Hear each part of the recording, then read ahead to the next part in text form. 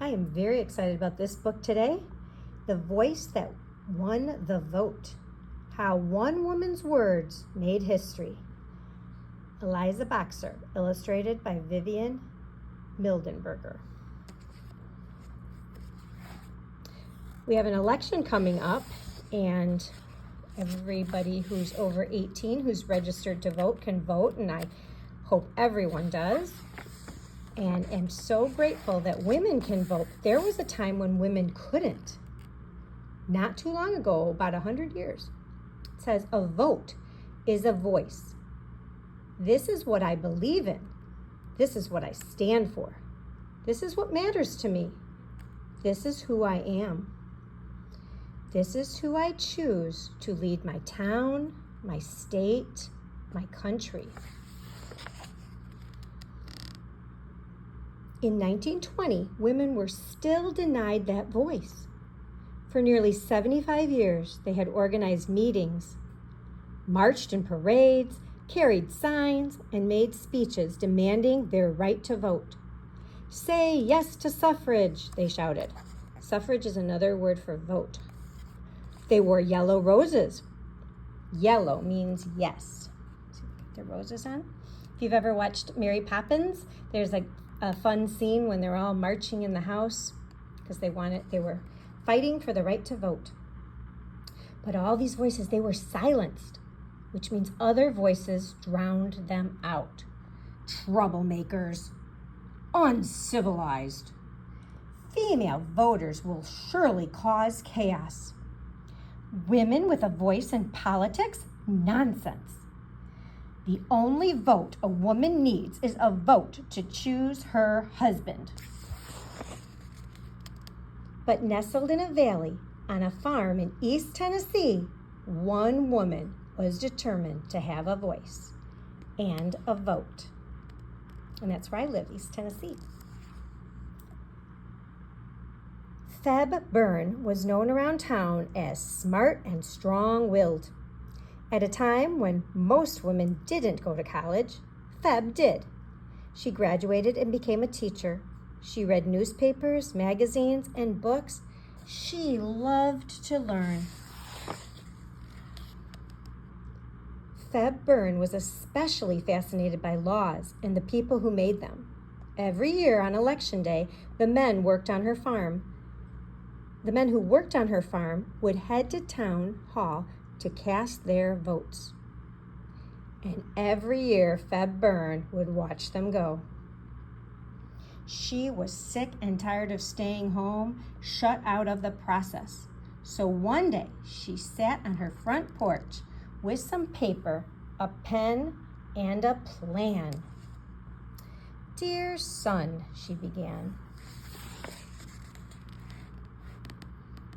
A few days later, a letter arrived on the desk of the youngest lawmaker in Tennessee.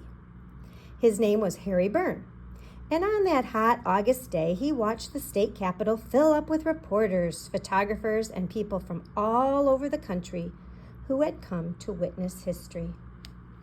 America was on the verge of change.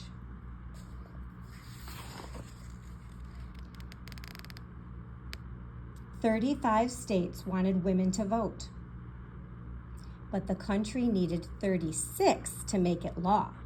It all came down to Tennessee, the last state left to vote. If lawmakers in Tennessee said yes, women across the nation would finally be allowed to cast their ballots. If Tennessee lawmakers said no, well, things would stay exactly the same." And you see all the yellow roses, meaning yes, and the red roses meant no. It was a tie. They would have to vote again. Harry Byrne was ready to stand firm for what he believed in. He had voted against women's suffrage in the first round. He knew that most of the people who had elected him hated the idea of women voting. Many of those people were in the audience. They knew they could count on Harry Byrne. After all, the proof was right. There on his jacket, a red rose, the symbol of keeping women in their home and out of the voting booth. The state capitol was filled with more red roses than yellow, and everyone knew what that meant. Someone would break the tie with a no. It was time to vote again. Someone did indeed break the tie. Harry Byrne. Yes, he said. Look at all the people. Oh no, what did he do? What? The officials in charge asked the young lawmaker to repeat himself. Obviously, he had made a mistake. Clearly, he had gotten confused. But there was no mistake. He was not confused. Harry Byrne wanted women to vote. No one could believe it. Many of the women who had organized meetings, marched in parades, carried signs, and made speeches were in the audience wearing yellow roses. They gasped and cried and hugged each other. What a celebration. But why did Harry Byrne change his vote? I know that a mother's advice is always steadfast for a boy to follow, he explained. And then from his jacket pocket, behind the red rose, Harry Byrne pulled out a note from his mother. The one Feb Byrne had written on her front porch. Hurry and vote for suffrage, and don't keep them in doubt. Don't forget to be a good boy. With lots of love, Mama. The people who had elected Harry Byrne were shocked and furious. A grown man listening to his mother will show him, they thought. We will not vote for Harry Byrne in the next election. Byrne ruined in politics, declared the headlines.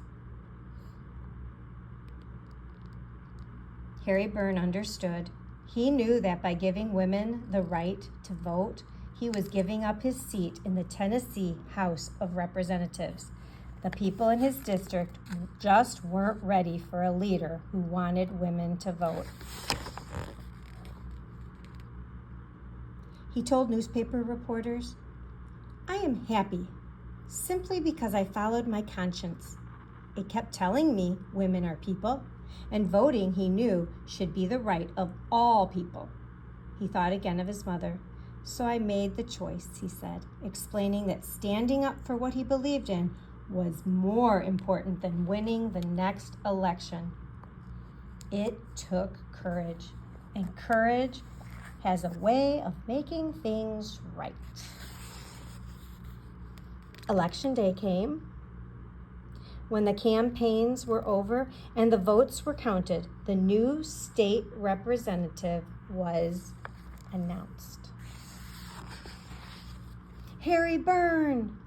He kept his seat in the Tennessee legislature, kept standing for equal rights.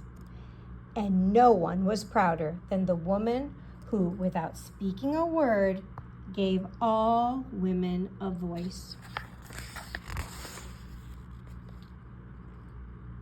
The moment Harry Byrne cast his tie-breaking vote for women's suffrage, he came under fierce attack from his fellow lawmakers.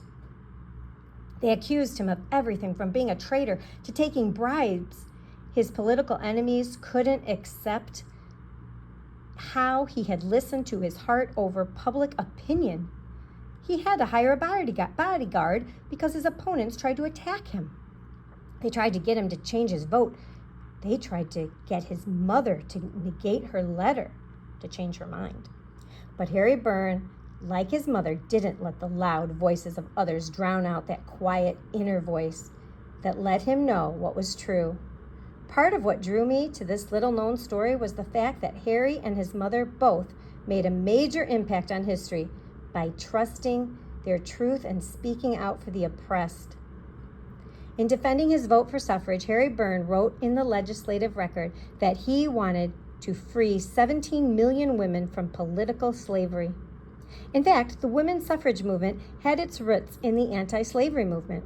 When people began holding meetings to talk about ending slavery, many women were prevented from speaking out about it. Women were still considered the legal property of their husbands and fathers, with no rights of their own. In their fight for a voice in freeing the slaves, women began to recognize their own inequality and the importance of changing that. So the early suffrage movement was as much about freeing women to be in charge of their own choices, voices, and lives as it was about freeing them to be in charge of their own ballot. I'm not going to read these, but if you're interested, you can pause and read them. This is a little history of all the events to help women be able to vote. And remember, another word for vote is suffrage, the right to vote.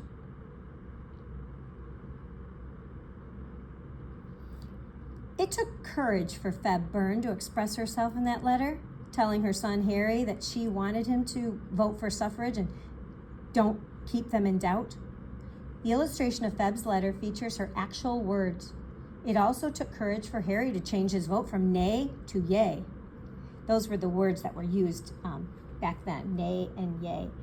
And nay is no, and yay, A is yes.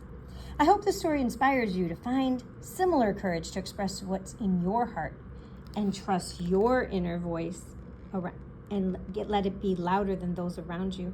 I want to share with you one of my favorite ironies of the tale of the Tennessee vote. On that hot day in 1920 in August, House Speaker Seth Walker listened to his fellow legislators speaking for and against women's suffrage.